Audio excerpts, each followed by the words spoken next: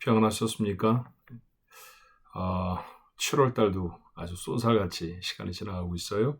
벌써 우리가 나누어야 할 매일 예배 23일 매일 예배입니다. 오늘 하나님 앞에 귀한 예배를 기도함으로 나아가겠습니다. 저희를 사랑하시는 아버지 감사합니다. 매일의 삶을 저희들의 힘이 아니라 하나님의 힘에, 하나님의 도우심에 의지합니다. 오늘도 저희들이 마땅히 나아갈 바들을 알려주시고 저희들이 힘겹게 겨루고 있는 문제와 어려움들을 하나님의 도우심으로 이겨내는 귀한 은혜가 있게 하옵소서. 특별히 하나님의 사람 되어짐, 거룩한 성도로 살아가는 삶, 이걸 포기하지 아니하고 이루어낼 수 있도록 오늘도 우리에게 능력이 되어 주시기를 간절히 원합니다. 하나님의 도우심이 주의 말씀을 통해 우리의 가슴에 다시 담기기를 간절히 원하옵고 예수님의 이름으로 기도하옵나이다. 아멘.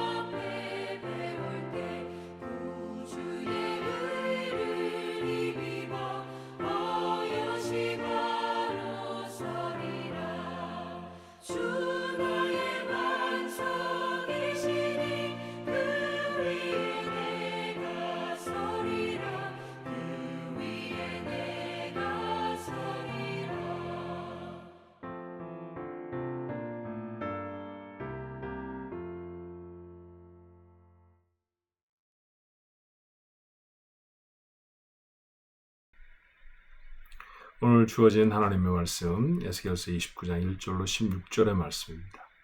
에스겔서 29장 1절로 16절까지의 말씀. 자, 같이 한번 읽어볼까요? 열째 해, 열째 달, 12째 날에 여호와의 말씀이 내게 임하여 이르시되 인자야 너는 애굽의 바로 왕과 온 애굽으로 얼굴을 향하고 예언하라.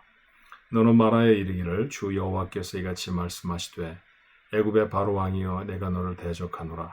너는 자기의 강들 가운데 누운 큰 악어라. 스스로 이르기를 나의 이 강은 내 것이라. 내가 나를 위하여 만들었다 하는도다. 내가 갈고리로 내 아가미를 꿰고 너의 강의 고기가 내 비늘에 붙게 하고 내 비늘에 붙은 강의 모든 고기와 함께 너를 너의 강들 가운데에서 끌어내고 너와 너의 강의 모든 고기를 들에 던지리니 내가 지면에 떨어지고 다시는 거두거나 모으지 못할 것은 내가 너를 들 짐승과 공중의 새의 먹이로 주었음이라. 애굽의 모든 주민이 내가 여호와인 줄을 알리라. 애굽은 본래 이스라엘 족속에게 갈대 지팡이라. 그들이 너를 손으로 잡은즉 내가 부러져서 그들의 모든 어깨를 찢었고 그들이 너를 의지한즉 내가 부러져서 그들의 모든 허리가 흔들리게 하였느니라. 그러므로 주 여호와께서 이같이 말씀하셨느니라. 내가 칼이 내게 임하게 하여 내게서 사람과 짐승을 끄는즉 애굽 땅이 사막과 황무지가 되리니 내가 여호와인 줄을 그들이 알리라. 내가 스스로 이르기를 이 강은 내 것이라 내가 만들었다 하도다. 그러므로 내가 너와 내 강들을 쳐서 애굽 땅 믹돌에서부터 수엔의 곧 구스 지경까지 황폐한 황무지 곧 사막이 되게 하리니 그 가운데로 사람의 발도 지나가지 아니하며 짐승의 발도 지나가지 아니하고 거주하는 사람이 없이 40년이 지날지라. 내가 애굽 땅을 황폐한 나라들 같이 황폐하게 하며 애굽 성읍도 사막이 된 나라들의 성읍같이 40년 동안 황폐하게 하고 애굽 사람들은 각국 가운데로 흩으며 여러 민족 가운데로 해치리라. 주 여호와께서 이같이 말씀하셨느니라. 40년 끝에 내가 만민 중에 흩은 애굽 사람을 다시 모아내되 애굽에 사로잡힌 자들을 돌이켜 바드로스 땅 곧 그 고국 땅으로 돌아가게 할 것이라. 그들이 거기서 미약한 나라가 되되 나라 가운데 지극히 미약한 나라가 되어 다시는 나라들을 위해 스스로 높이지 못하리니 내가 그들을 감하여 다시는 나라들을 다스리지 못하게 할 것임이라. 그들이 다시는 이스라엘 족속의 의지가 되지 못할 것이요 이스라엘 족속은 돌이켜 그들을 바라보지 아니하므로 그 죄악이 기억되지 아니하리니 내가 여호와인 줄을 그들이 알리라 하셨다 하라. 아멘. 두로에 대한 긴 심판의 예언 끝에 시돈에 대한 예언, 그 심판의 말씀을 잠깐 하시고 그리고 이제는 애굽으로 건너와서 애굽이 어떻게 심판을 당할 것인가에 대한 말씀이 오늘 본문의 말씀입니다. 애굽을 망하게 하시겠다 그런 말씀이잖아요. 그러면 한번 질문해 봤으면 좋겠어요. 왜 애굽은 망하는가? 왜 이곳에 에스겔서의 중반부에 기록되어져 있는 7개의 나라들은 다 이렇게 망하게 되는가? 그 가장 중요한 이유는 까닭이 없이 하나님이 갑자기 화를 내셨다거나 아니면 아주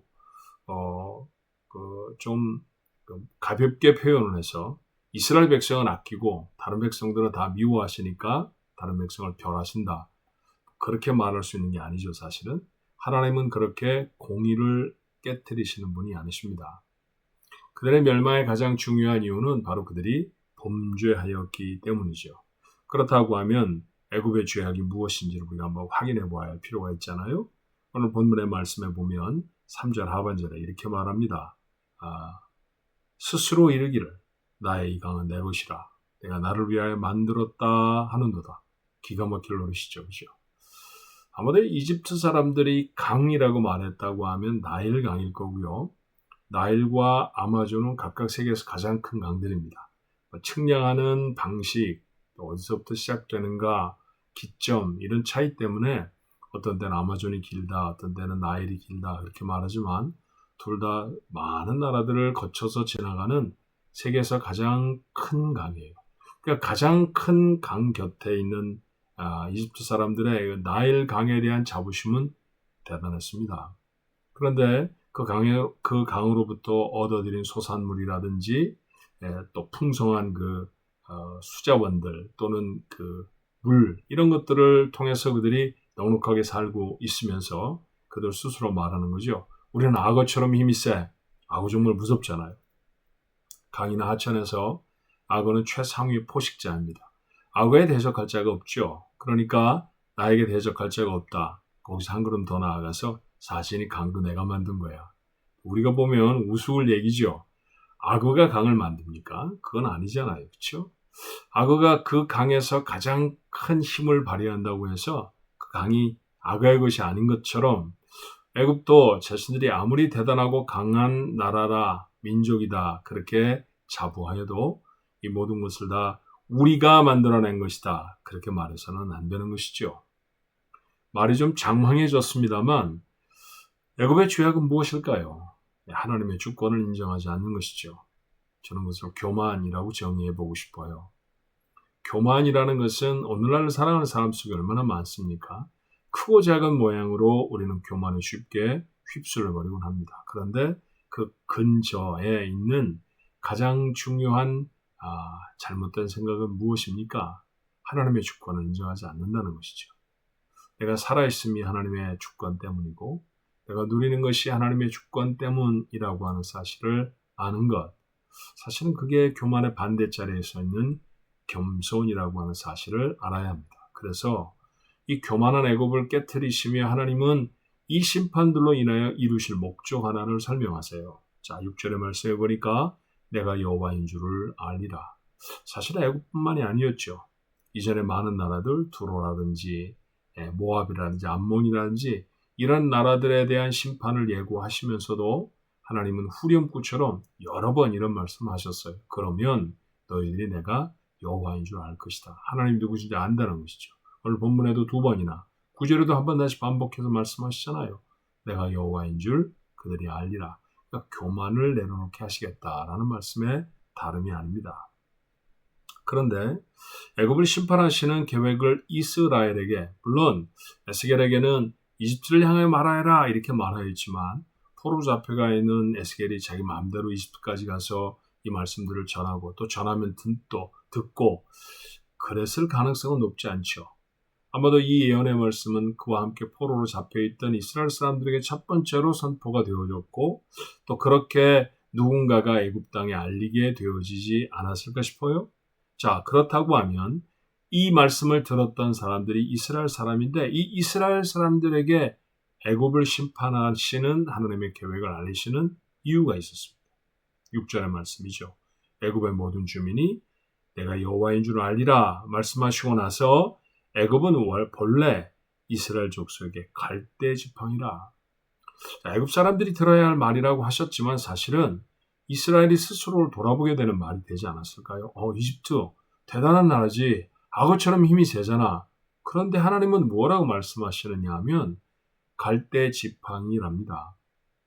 지팡이가 몸을 의지하는 도구라는 것은 여러분 아시죠? 근데 몸을 의지하는 도구가 갈대로 만들어야 되겠습니까? 갈대는 결코 몸을 의지할 만큼 튼튼하지 않습니다. 만약에 그 갈대에 몸을 다 기울여 의지한다고 하면 대단히 크게 다칠 것입니다. 그 말씀도 있죠. 너를 손으로 잡은 즉 내가 부러졌고 어깨를 찢었고 내가 부러져서 그들의 모든 허리가 흔들리게 했다. 이런 말씀들은 갈대를 의지하는 사람들이 다칠 수 있다라고 하는 것을 하나님이 말씀하시는 거잖아요. 그러고 보니까 오늘 본문이 시작하고 있는 시점에 시간에 대한 언급이 들어왔어요. 눈에. 자, 1절은 이렇게 말하죠. 열째 달 12째 날. 자, 이건 무슨 말이냐 하면 에스겔이 유다의 왕이었던 여호야긴 왕과 함께 두 번째 바벨론 침공을 받아서 포로로 잡혀간 지 10년이 되었다라는 얘기입니다. 원래 여호야김이라고 하는 왕이 있었죠. 그 왕은 애굽과 대적하다가 그만 애굽의 바로 누구에게 전쟁에 패해서 죽고 맙니다. 그리고 이후에 왕이 된 사람이 여호야긴이라고 하는 왕인데요. 이 왕을 바벨론이 사로잡아 왔다는 거죠. 바벨론의 침공을 받았을 때. 그리고 바벨론은 그 나라의 여호야긴의 삼촌, 아버지의 여호야김이라고 하는 왕의 그 형제죠. 그 시드기야라고 하는 사람을 왕으로 세웠습니다. 근데 이 시드기야는 이집트의 힘을 빌려서 나라를 독립하고 그리고 바벨론에 대적하려고 하는 계획을 세우게 되어졌죠. 이것이 바로 이 바벨론 사람들에게 알려져서 바벨론을 세 번째로 다시 침공하게 되어졌고 그리고 마침내 성전까지 다 유린이 되어지는 유다가 멸망하는 그런 사건의 단초가 되어지게 됩니다.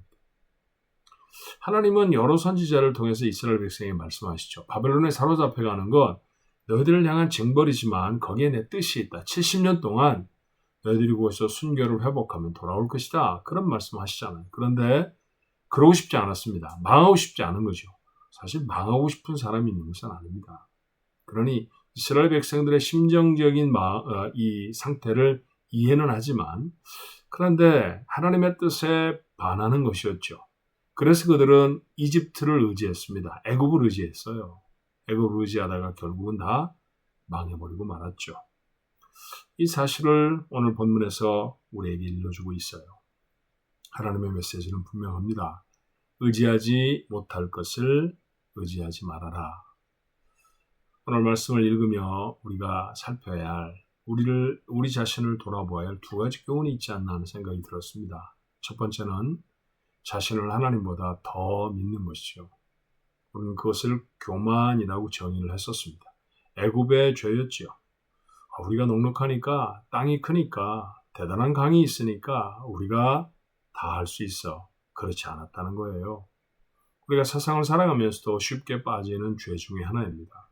크고 작은 일들 중에 오늘 한 달의 삶을 살아가면서 여러분의 삶이 하나님을 의지하는 그런 믿음의 사람이 되었으면 좋겠어요. 또 하나, 의지하지 못할 것을 의지하면 망합니다. 그게 바로 유다가 우리에게 보여주었던 예지요. 의지하지 않아야 할 이집트를 의지하다가 나라가 그만 패망하고 말았어요. 오늘도 우리가 하나님 말고 다른 것을 의지하거나 아니면 결코 의지하지 않아야 할 것들에 마음을 쏟으며 살아가고 있는 것은 아닌지 한 번쯤 돌아볼 수 있었으면 좋겠습니다. 그렇다고 하면 마음을 거둬들여야죠. 믿을 분 하나님밖에 아니 계십니다. 자, 오늘 우리가 부르며 찬양하며 오늘 이 예배를 시작했던 그 찬송가 이 몸의 소망 무언가 우리 주 예수뿐일세. 우리 가족들 하나님을 의지하는 그 믿음으로 우리에게 주어진 삶, 그 엄중한 시간들을 온전히 살아낼 수 있게 되기를 주님의 이름으로 축원합니다. 기도할까요? 좋으신 아버지, 오늘도 귀한 교훈을 저에게 주셔서 감사합니다. 애굽이 이렇게 망했구나. 이스라엘 백성이 그러면 안 되는데 그건 참 쉬운 얘기죠. 하지만 이집트가 빠졌던 애굽 사람들이 빠져버렸던 교만의 죄들 참 자주 빠집니다. 또 의지하지 않아야 할 사람, 돈, 건강, 지식, 경험 이런 것들을 의지하면서 우리가 실패를 자초할 때도 참 많습니다. 하나님 다시 우리의 마음을 거둬들여서 하나님이 살게 하셨다는 사실을 우리의 그 존재 맨 끝부분에서부터 하나님 앞에 고백할 수 있게 아버지 도와주옵시고 살아가며 주를 의지하며 살아갈 수 있게 도와주옵소서. 아무리 크고 아무리 중대한 어려움이라 할지라도 하나님의 손을 의지하는 자 이길 것입니다. 병중에 있는 성도들이 이 믿음을 놓치지 않게 하시고 여러 가지 환난과 어려움 속에 있는 우리 식구들이 이 믿음으로 자신에게 주어진 모든 환경들을 이겨내게 도와 주시옵소서. 한단의 삶을 주 앞에 맡기옵고 예수님의 이름으로 간절히 기도하옵나이다. 아멘.